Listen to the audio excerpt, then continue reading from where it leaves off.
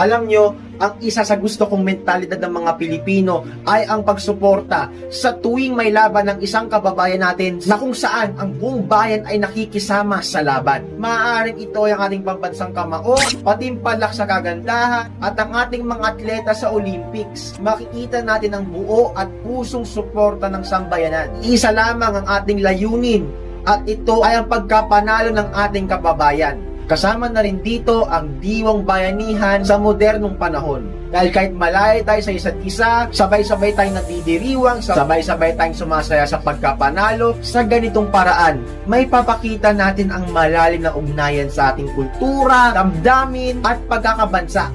Layunin ng ginawang advertisement na ipakita ang positibo ugali nating mga Pilipino na laging sumusuporta at nagkakaisa. Gusto nitong ipaalala na sa bawat laban ng isa, naroon ang buong bansa upang magtipon-tipon, manalangin at magbunyi sa pagkapanalo. Hindi lamang ito simpleng advertisement. Isa rin itong mensahe na ang pagiging Pilipino ay hindi mawawala kahit saan mang sulok ng mundo tayo mapadpad. Pinapalalim nito ang ating pagkakaintindi sa kahalagaan ng pagkakaisa at pagmamalasakit. Kasama na rin sa layunin ay ang pagpapakita kung paano nagsisilbing inspirasyon sa milyon-milyong iba pa. Ang bawat tagumpay ay hindi lamang sa personal na karangalan, kundi simbolo ng ating pagkabansa. Ahalagang makilala at ipagmalaki ang ganitong klaseng kalinangan upang mapanatili ito sa gitna ng makabagong panahon. Sa henerasyong halos nakapokus na sa sarili, kailangan nating ipaalala na ang tunay na lakas ay nasa pagkakaisa.